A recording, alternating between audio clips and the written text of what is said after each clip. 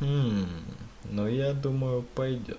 Привет, сегодня я хотел бы рассказать тебе немного о такой игре, как Rust. Если ты любитель поесть кава, тогда тебе сегодня везет. Ведь в этой игре тебя знатно так накормят кавом. Всего лишь за 1100 рублей ты сможешь насладиться этой божественной игрой, где тебя будут неоправданно убивать, агрессировать, да и вообще, хоть ты и бомж, и у тебя нет ресурсов, тебя возьмут и застрелят калашисты, потому что почему бы и нет? Отдай каву!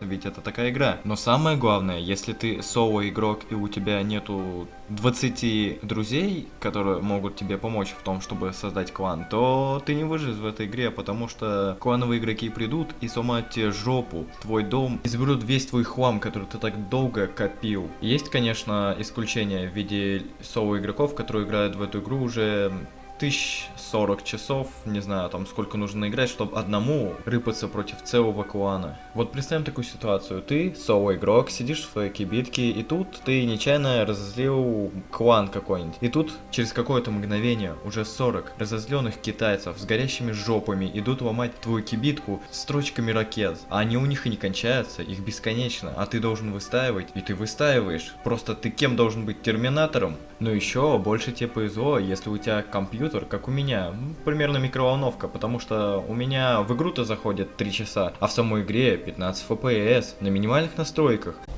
О, повезло, повезло.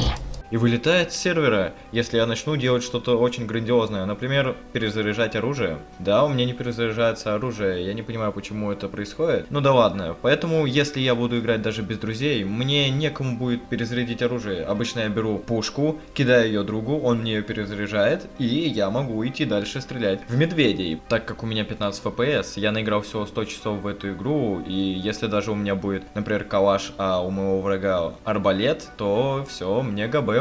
Я умру. Ну а теперь приступим к обзору этой игры. Расскажу о ней чуть-чуть поподробней. Это мультиплеерная игра в жанре выживания. Зайдя в эту поистине прекрасную игру, ты появляешься с голой жопой на пляже, и у тебя в руках только орех и палка, политой мочой, которую ты будешь освещать себе путь ночью. Орех или же камень нужен для того, чтобы добывать свои первые ресурсы, например, камень и дерево. Также он помогает в случае, если ты нашел спящего бомжа на пляже, и ты решил сделать его сон немного крепче. Стоит всего пару раз его погладить этим камнем, и он будет спать вечно. Факел же нужен тебе, чтобы освещать ночью себе дорогу, чтобы не заблудиться в полной темноте. Но по факту, факел нужен, чтобы тебя застрелили ночью какие-нибудь бомжи с арбалетами. Ну или другим оружием, которое стреляет на большое расстояние. Ведь если ты будешь ночью, как угорелый, бежать с факелом, тебя будет видно за километр, ведь ночью темно. А ты как светлячок с фонариком в жопе бегаешь и мозолишь глаза всем. Но убить в этой игре тебя может не только игроки, а еще и всякие медведи, волки, кабаны и нелюди. Знакомьтесь, это искусственный интеллект, бот в простонародье. По ору же он просто ученый, который хочет сломать тебе жопу, просто если ты пробегаешь мимо него. В этой игре есть какой-никакой сюжет, лор или типа того, я не разбираюсь, мне все равно. Это сейчас не важно, а важно то, что этих ученых, как их называют игроки, можно отличить от обычных игроков в том, то, что они единственные, кто ходит в синем комбинезоне. Как я понял за свои 100 часов в игре, такого комбинезона для игроков нет. Есть только скин, но он не похож. Есть же в этой игре и положительные места. Мирки.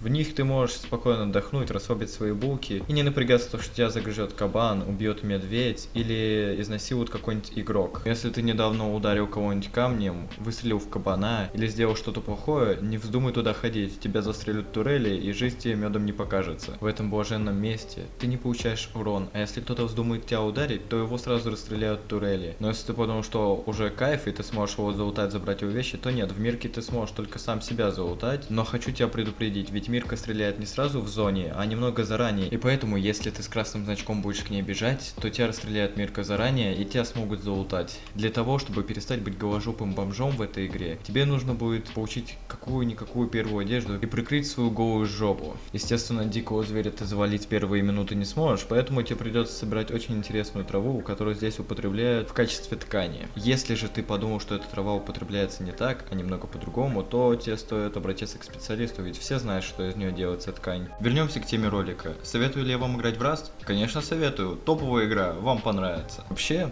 Эта игра принимает новичков со всеми почестями и не дают им расслабиться. Ну, если твой пукан не выдержит 20 смертей подряд от того, что ты просто заспаунился в воде, как у меня так часто бывало, то тебе не советую игру, лучше потратите деньги на что-нибудь другое. Например, поддержи мой канал копейкой по ссылке в описании. Хочу сказать спасибо всем тем, кто поддерживал меня на стримах. Видя даже такие небольшие суммы, я понимаю, что вы меня поддерживаете, и благодарю вас за это.